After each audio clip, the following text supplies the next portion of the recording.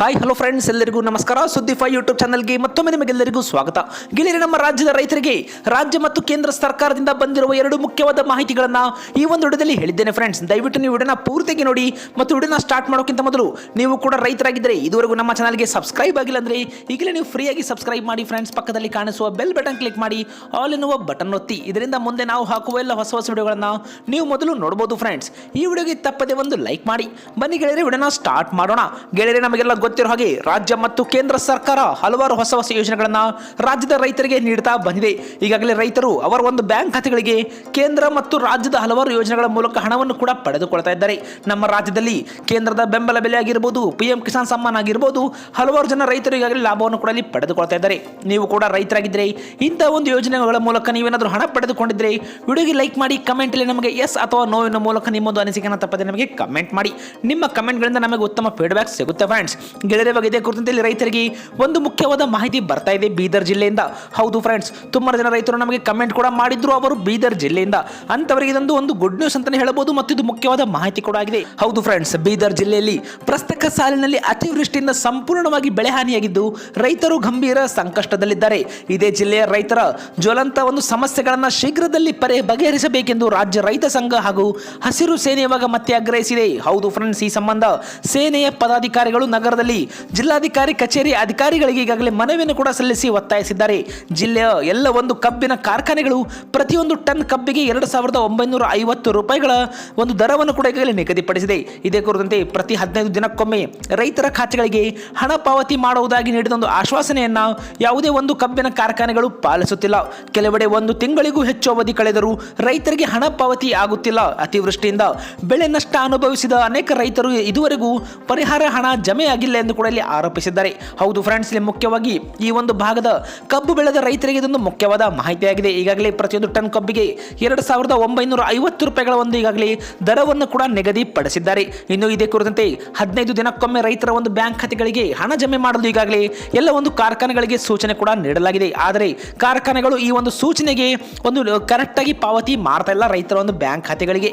ಕೆಲವೆಡೆ ಒಂದು ತಿಂಗಳು ಕಳೆದರೂ ಕೂಡ ಇದುವರೆಗೂ ರೈತರ ಖಾತೆಗೆ ಹಣ ಬಿಡುಗಡೆ ಆಗಿಲ್ಲ ಕಬ್ಬನ್ನ ಮಾರಿದ ರೈತರಿಗೆ. ಇದೇ ಕುರಿತಂತೆ ಈ ಒಂದು ಜಿಲ್ಲೆಯ ಎಲ್ಲ ತಾಲೂಕಿನಲ್ಲಿ ಅತಿವೃಷ್ಟಿಯಿಂದಾಗಿ ಬೆಳೆ ನಷ್ಟ ಅನುಭವಿಸಿದ ಹಲವಾರು ರೈತರ ಖಾತೆಗಳಿಗೆ ಇನ್ನೂ ಒಂದು ಪರಿಹಾರದ ಹಣ ಬಂದಿಲ್ಲ.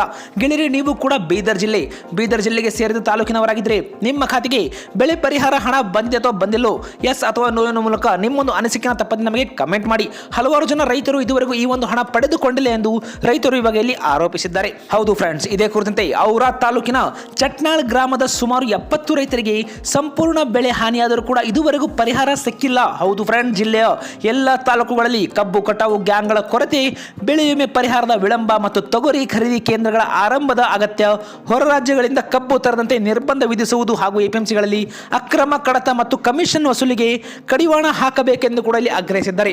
ಹಲವಾರು ಒಂದು ಬೇಡಿಕೆಗಳನ್ನು ಇಲ್ಲಿ ರೈತರು ಇಟ್ಟಿದ್ದಾರೆ. ಫ್ರೆಂಡ್ಸ್, ಹೌದು ಫ್ರೆಂಡ್ಸ್, ಇದರಲ್ಲಿ ಮುಖ್ಯವಾಗಿ ಇದುವರೆಗೂ ಹಲವಾರು ಜನ ರೈತರಿಗೆ ಬೆಳೆ ಪರಿಹಾರದ ಒಂದು ಹಣ ಬರ್ತಾ ಇಲ್ಲ.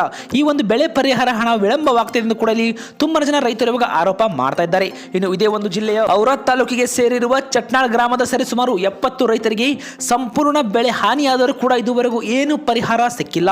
ಜಿಲ್ಲೆಯ ಎಲ್ಲ ಒಂದು ತಾಲೂಕುಗಳಲ್ಲಿ ಕಬ್ಬು ಕಟಾವು ಗ್ಯಾಂಗ್ಗಳ ಒಂದು ಕೊರತೆ ಕೂಡ ಇರುವುದು ಈಗಾಗಲೇ ಇಲ್ಲಿ ಬೆಳಕಿಗೆ ಬಂದಿದೆ ಅಂತಾನೆ ಹೇಳ್ಬೋದು.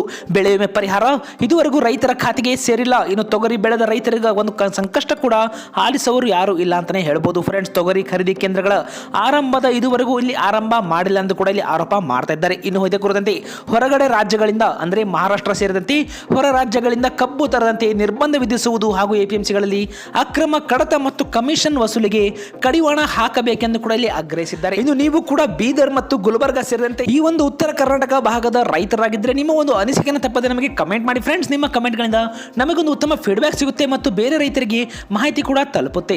ನೀವು ಕೂಡ ಇಂದ ಒಂದು ಜಿಲ್ಲೆಗಳಲ್ಲಿ ಬೆಳೆ ಪರಿಹಾರ ಹಣ ಬಂದಿದೆ ಅಥವಾ ಬಂದಿಲ್ಲೋ ತಪ್ಪದೆ ನಮಗೆ ಕಮೆಂಟ್ ಮಾಡಿ. ತುಂಬಾ ಜನ ರೈತರಿಗೆ ಇದುವರೆಗೂ ಬೆಳೆ ವಿಮೆ ಒಂದು ಹಣ ಕೂಡ ಬಿಡುಗಡೆ ಆಗಿಲ್ಲ. ಈಗಾಗಲೇ ಎಕರೆಗೆ 8,500 ನಮ್ಮ ರಾಜ್ಯ ಸರ್ಕಾರ ಹೆಚ್ಚುವರಿಯಾಗಿ ನೀಡ್ತಾ ಇದೆ ಕೇಂದ್ರ ಸರ್ಕಾರದ ಜೊತೆಗೆ. ಹಲವಾರು ಜನ ರೈತರು ಇದುವರೆಗೂ ಈ ಒಂದು ಹಣವನ್ನು ಕೂಡ ಪಡೆದುಕೊಂಡಿಲ್ಲ. ನಿಮ್ಮ ಖಾತೆಗೆ ಹಣ ಬಂದಿದೆ ಅಥವಾ ಬಂದಿಲ್ಲ ಅನ್ನೋದನ್ನ ತಪ್ಪದೆ ನಮಗೆ ಕಮೆಂಟ್ ಮಾಡಿ ಮತ್ತು ಹಲವಾರು ಜನ ರೈತರಿಗೆ ಈ ಒಂದು ಮಾಹಿತಿ ಕೂಡ ಇಲ್ಲಿ ತಲುಪುತ್ತೆ. ಇನ್ನು ಇದೇ ಕುರಿತಂತೆ ನಮ್ಮ ರಾಜ್ಯದ ರೈತರಿಗೆ PM ಕಿಸಾನ್ ಸಮ್ಮಾನ್ ಹಣದ ಕುರಿತಂತೆ ಮತ್ತಷ್ಟು ಇಲ್ಲಿ ಮುಖ್ಯವಾದ ಮಾಹಿತಿಗಳು ಬರ್ತಾ ಇದೆ ಕೇಂದ್ರ ಸರ್ಕಾರದಿಂದ. ಹೌದು ಫ್ರೆಂಡ್ಸ್, PM ಕಿಸಾನ್ ಸಮ್ಮಾನ್ ಹಣ ಡಬಲ್ ಆಗುತ್ತೆ ಎಂದು ಕೂಡ ಇವಾಗ ಈ ಒಂದು ಬಜೆಟ್ನಲ್ಲಿ ರೈತರ ನಿರೀಕ್ಷೆ ತುಂಬಾನೇ ಜಾಸ್ತಿ ಇದೆ ಅಂತಾನೆ ಹೇಳ್ಬೋದು. ಹೌದು ಫ್ರೆಂಡ್ಸ್, ಈ ಕುರಿತಂತೆ ಮುಂದಿನ ತಿಂಗಳಲ್ಲಿ ಫೆಬ್ರವರಿ 1ರಂದು ಕೇಂದ್ರ ಬಜೆಟ್ನಲ್ಲಿ ಕೃಷಿ ಕ್ಷೇತ್ರಕ್ಕೆ ಸರ್ಕಾರ ಹೆಚ್ಚಿನ ಉತ್ತೇಜನ ಕಾರ್ಯಕ್ರಮಗಳನ್ನು ಕೈಗೊಳ್ಳಲಿದೆ ಎಂಬ ಒಂದು ನಿರೀಕ್ಷೆ ಕೂಡ ಇವಾಗ ಹೆಚ್ಚಾಗಿದೆ. ಹೌದು ಫ್ರೆಂಡ್ಸ್, ಕಳೆದ ಕೆಲವು ವರ್ಷಗಳಿಂದ ಕೃಷಿ ಕ್ಷೇತ್ರಕ್ಕೆ ಬಜೆಟ್ನಲ್ಲಿ ನೀಡುತ್ತಿರುವ ಅನುದಾನ ಕ್ರಮೇಣವಾಗಿ ಹೆಚ್ಚಾಗುತ್ತಲೇ ಬಂದಿದೆ ಅಂತಲೇ ಹೇಳಬಹುದು. 2013 ಮತ್ತು 2014ರಲ್ಲಿ ಕೃಷಿ ಕ್ಷೇತ್ರಕ್ಕೆ 21,933 ಕೋಟಿ ರೂಪಾಯಿಗಳ ಒಂದು ಅನುದಾನವನ್ನು ಕೂಡ ನೀಡಲಾಗಿದ್ದರೆ 2025 ಮತ್ತು 26ನೇ ಬಜೆಟ್ನಲ್ಲಿ ಇದು 1.27 ಲಕ್ಷ ಕೋಟಿ ರೂಪಾಯಿಗಳಿಗೆ ಏರಿಕೆಯಾಗಿದೆ. ಹೌದು ಫ್ರೆಂಡ್ಸ್, ಕಳೆದ ವರ್ಷವೇ 1.27 ಲಕ್ಷ ಕೋಟಿ ರೂಪಾಯಿಗಳ ಒಂದು ಹಣ ಏರಿಕೆಯಾಗಿದೆ ಅಂತ ಹೇಳ್ಬೋದು ಕೃಷಿ ಕ್ಷೇತ್ರಕ್ಕೆ. ಇನ್ನು ಇದೇ ಒಂದು 2026 ಮತ್ತು 27ರ ಬಜೆಟ್ನಲ್ಲಿ ಕೃಷಿಗೆ 1.50 ಲಕ್ಷ ಕೋಟಿ ರೂಪಾಯಿಗಳ ಒಂದು ಹೆಚ್ಚು ಅನುದಾನ ನೀಡುವ ಸಾಧ್ಯತೆ ಇದೆ ಎಂದು ಕೂಡ ಇಲ್ಲಿ ಹೇಳಲಾಗ್ತಾ ಇದೆ.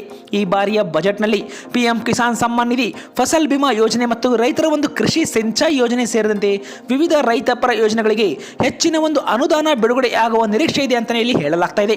ಪಿಎಂ ಕಿಸಾನ್ ಸಮ್ಮಾನ್ ನಿಧಿ ಯೋಜನೆಯಲ್ಲಿ ಸರ್ಕಾರ ಪ್ರತಿ ವರ್ಷ 3 ಕಂತುಗಳಲ್ಲಿ ಒಟ್ಟು 6,000 ರೂಪಾಯಿಗಳನ್ನು ರೈತರ ಬ್ಯಾಂಕ್ ಖಾತೆಗಳಿಗೆ ನೇರವಾಗಿ ಜಮಾ ಕೂಡ ಇಲ್ಲಿ ಮಾಡ್ತಾ ಇದೆ. ಸದ್ಯ ನಮ್ಮ ದೇಶದಲ್ಲಿ ಸರಿಸುಮಾರು 9 ರಿಂದ 10 ಕೋಟಿ ರೈತರು ಈ ಒಂದು ಯೋಜನೆ ಲಾಭವನ್ನು ಪಡೆದುಕೊಳ್ತಾ ಇದ್ದಾರೆ ಅಂತ ಇಲ್ಲಿ ಕೂಡ ಮಾಹಿತಿಯಲ್ಲಿ ಬರ್ತಾ ಇದೆ ಫ್ರೆಂಡ್ಸ್. ಪ್ರತಿಯೊಂದು ಕಂತಿಗೆ ಸರ್ಕಾರ ಸರಿಸುಮಾರು 20,000 ಕೋಟಿ ರೂಪಾಯಿಗಳ ಒಂದು ವೆಚ್ಚವನ್ನು ಮಾಡ್ತಾ ಇದೆ ಈ ಒಂದು ಕಿಸಾನ್ ಸಮ್ಮಾನ್ ಯೋಜನೆಗೆ. ಮತ್ತು ಈ ಒಂದು ಪಿಎಂ ಕಿಸಾನ್ ಸಮ್ಮಾನ್ ಮೊತ್ತವನ್ನು ಡಬಲ್ ಮಾಡಿದರೆ ವರ್ಷಕ್ಕೆ ಸರ್ಕಾರಕ್ಕೆ ಸರಿಸುಮಾರು 60,000 ಕೋಟಿ ರೂಪಾಯಿಗಳ ಹೆಚ್ಚುವರಿ ಹೊರೆ ಬೀಳಲಿದೆ ಎಂದು ಕೂಡ ಇಲ್ಲಿ ಮಾಹಿತಿ ಬರ್ತಾ ಇದೆ. ಹೀಗಾಗಿ ಈ ಒಂದು ಯೋಜನೆ ಮೊತ್ತ ಹೆಚ್ಚಿಸುವ ಸಾಧ್ಯತೆ ಕಡಿಮೆ ಇದೆ ಎಂದು ಕೂಡ ಇಲ್ಲಿ ಕೆಲವು ವರದಿಗಳು ಹೇಳ್ತಾ ಇದೆ. ಹೌದು ಫ್ರೆಂಡ್ಸ್, ಒಂದು ವೇಳೆ ಏನಾದರೂ ಈ ಒಂದು ಹಣ ಡಬಲ್ ಮಾಡಿದರೆ 60,000 ಕೋಟಿ ರೂಪಾಯಿಗಳ ಒಂದು ಹೆಚ್ಚುವರಿ ಹಣ ಇಲ್ಲಿ ಹೊರೆ ನಮ್ಮ ಸರ್ಕಾರಕ್ಕೆ ಬೀಳಲಿದೆ. ಆದರೆ 6,000 ರೂಪಾಯಿಂದ 8,000ವರೆಗೆ ಏರಿಕೆ ಮಾಡಿದರೆ ಹೆಚ್ಚಿನ ಒಂದು ಹೊರೆ ಬೀಳಲ್ಲ ಅಂತ ನಾವು ಹೇಳಬಹುದು. ಇನ್ನು ಇದೇ ಕುರಿತಂತೆ ಈ ಒಂದು ಕಿಸಾನ್ ಸಮ್ಮಾನ್ ಯೋಜನೆಯ ಕಂತಿನ ಹಣ ಹೆಚ್ಚಿಸುವ ಯಾವುದೇ ಪ್ರಸ್ತಾಪ ಇಲ್ಲ ಎಂದು ಸರ್ಕಾರ ಸ್ಪಷ್ಟಪಡಿಸಿತ್ತು. ಆದರೆ ಈ ವರ್ಷ ಒಂದು ಹೆಚ್ಚುವರಿ ಕಂತು ನೀಡುವ ಸಾಧ್ಯತೆ ಇದೆ ಎಂದು ಕೂಡ ಇಲ್ಲಿ ಚರ್ಚೆಗಳು ಕೇಳಿ ಬರ್ತಾ ಇದೆ. ಹೌದು ಫ್ರೆಂಡ್ಸ್, ಹಣ ಡಬಲ್ ಆಗದೇ ಇದ್ದರೂ ಕೂಡ ಒಂದು ಎಕ್ಸ್ಟ್ರಾ ಕಂತು ಅಂದರೆ 6,000 ರೂಪಾಯಿಗಳ ಬದಲಾಗಿ ರೈತರಿಗೆ ಒಂದು ವರ್ಷಕ್ಕೆ 4 ಕಂತುಗಳು ಅಂದರೆ 8,000 ರೂಪಾಯಿಗಳು ಅಂದರೆ ಒಂದು ಹೆಚ್ಚುವರಿ ಕಂತು ನೀಡುವ ಸಾಧ್ಯತೆ ಇದೆ ಎಂದು ಈಗಾಗಲೇ ಚರ್ಚೆಗಳು ಕೂಡ ಇಲ್ಲಿ ಕೇಳಿ ಬರ್ತಾ ಇದೆ ಫ್ರೆಂಡ್ಸ್. 2019ರಲ್ಲಿ ಆರಂಭವಾದ ಈ ಒಂದು ಪಿಎಂ ಕಿಸಾನ್ ಸಮ್ಮಾನ್ ಯೋಜನೆಯಲ್ಲಿ ಇದುವರೆಗೂ 21 ಕಂತುಗಳು ನಮ್ಮ ಕೇಂದ್ರ ಸರ್ಕಾರ ರೈತರ ಒಂದು ಬ್ಯಾಂಕ್ ಖಾತೆಗಳಿಗೆ ಬಿಡುಗಡೆ ಕೂಡ ಮಾಡಿದೆ. ಹೌದು ಫ್ರೆಂಡ್ಸ್, 21ನೇ ಕಂತಿನ ಹಣ ಈ ಹಿಂದೆ ನವೆಂಬರ್ನಲ್ಲಿ ಅಂದರೆ 2025 ನವೆಂಬರ್ನಲ್ಲಿ ರೈತರ ಖಾತೆಗಳಿಗೆ ಕೂಡ ಬಿಡುಗಡೆ ಆಗಿದೆ ಫ್ರೆಂಡ್ಸ್. ಇನ್ನಿದೇ ಕುರಿತಂತೆ ಮುಂದಿನ ತಿಂಗಳಲ್ಲಿ 22ನೇ ಕಂತು ಕೂಡ ಕೇಂದ್ರ ಸರ್ಕಾರ ರೈತರ ಖಾತೆಗಳಿಗೆ ಬಿಡುಗಡೆ ಮಾಡುವ ಸಾಧ್ಯತೆ ಇದೆ. ಹೌದು ಫ್ರೆಂಡ್ಸ್, ಬಜೆಟ್ ಆದ ಬಳಿಕ ರೈತರ ಒಂದು ಬ್ಯಾಂಕ್ ಖಾತೆಗಳಿಗೆ ಪಿಎಂ ಕಿಸಾನ್ ಸಮ್ಮಾನ್ ಯೋಜನೆ 22ನೇ ಕಂತು ಅಂದರೆ 2,000 ರೂಪಾಯಿಗಳು ಬಿಡುಗಡೆ ಆಗುವ ಒಂದು ಸಾಧ್ಯತೆ ಕೂಡ ಇದೆ ಎಂದು ಇಲ್ಲಿ ಮಾಹಿತಿ ಬರ್ತಾ ಇದೆ. ಬಜೆಟ್ಗೂ ಮುನ್ನವೇ ಹಣ ಬಿಡುಗಡೆ ಆಗುತ್ತಾ ಅಥವಾ ಆಗಲ್ಲ ನಾವು ಕಾದು ನೋಡಬೇಕಾಗುತ್ತೆ ಫ್ರೆಂಡ್ಸ್. ಬಜೆಟ್ ಆದ ಬಳಿಕ ರೈತರ ಬ್ಯಾಂಕ್ ಖಾತೆಗಳಿಗೆ ಹಣ ಬರುವ ಒಂದು ಸಾಧ್ಯತೆಯಲ್ಲಿ ಹೆಚ್ಚಾಗಿದೆ. ಗೆಳೆಯರು, ಇದೇ ಕುರಿತಂತೆ ನಿಮ್ಮ ಒಂದು ಅನಿಸಿಕೆ ಏನು? ಪಿಎಂ ಕಿಸಾನ್ ಸಮ್ಮಾನ್ ಯೋಜನೆ ಎಷ್ಟು ನೀಡಿದರೆ ರೈತರಿಗೆ ಒಂದು ಅನುಕೂಲವಾಗುತ್ತೆ? ನಿಮ್ಮ ಒಂದು ಅನಿಸಿಕೆಯನ್ನು ತಪ್ಪದೆ ನಮಗೆ ಕಮೆಂಟ್ ಮಾಡಿ. ಇದೇ ಕುರಿತಂತೆ ನೀವು ಕೂಡ ಈ ಒಂದು ಕಿಸಾನ್ ಸಮ್ಮಾನ್ ಯೋಜನೆಯಲ್ಲಿ 21 ಕಂತುಗಳನ್ನು ಪಡೆದುಕೊಂಡಿದ್ರೆ ಎಷ್ಟು ಕಂತು ನಿಮ್ಮ ಒಂದು ಖಾತೆಗೆ ಬಂದಿದೆ ತಪ್ಪದೆ ನಮಗೆ ಕಮೆಂಟ್ ಮಾಡಿ ಫ್ರೆಂಡ್ಸ್. ಈಗಾಗಲೇ 21 ಕಂತುಗಳು ಅಂದರೆ 42,000 ರೂಪಾಯಿಗಳನ್ನು ಕೇಂದ್ರ ಸರ್ಕಾರ ರೈತರ ಒಂದು ಬ್ಯಾಂಕ್ ಖಾತೆಗಳಿಗೆ ಡಿಬಿಟಿ ಮೂಲಕ ಜಮೆ ಕೂಡ ಮಾಡಿದೆ.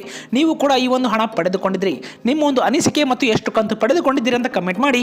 ಯಾವ ಜಿಲ್ಲೆಯಿಂದ ನಮ್ಮ ಒಂದು ವಿಡಿಯೋನ ನೋಡ್ತಾ ಇದ್ದೀರಿ ತಪ್ಪದೆ ನಮಗೆ ಕಮೆಂಟ್ ಮಾಡಿ ಫ್ರೆಂಡ್ಸ್. ನಿಮ್ಮ ಕಮೆಂಟ್ಗಳಿಂದ ಮತ್ತು ನಿಮ್ಮ ಒಂದು ಜಿಲ್ಲೆಯ ಮೂಲಕ ಬರ್ತಾ ಇರುವ ಎಲ್ಲ ಒಂದು ಮಾಹಿತಿಯನ್ನು ನಮ್ಮ ಚಾನಲ್ನ ಮೂಲಕ ನೀವು ಮೊದಲು ಫ್ರೀಯಾಗಿ ನೋಡಬಹುದು. ಹಾಗಾಗಿ ಕಮೆಂಟ್ ಮಾಡಿ ಫ್ರೆಂಡ್ಸ್. ಈ ಒಂದು ವಿಡಿಯೋನ ಆದಷ್ಟು ನೀವು ಲೈಕ್ ಮಾಡಿ, ನಿಮ್ಮ ರೈತ ಬಾಂಧವರಿಗೆ ಶೇರ್ ಮಾಡಿ. ಇದುವರೆಗೂ ನಮ್ಮ ಚಾನಲ್ಗೆ ಸಬ್ಸ್ಕ್ರೈಬ್ ಆಗಲಿದ್ರೆ ನೀವು ಈಗಲೇ ಫ್ರೀಯಾಗಿ ಸಬ್ಸ್ಕ್ರೈಬ್ ಮಾಡಿ.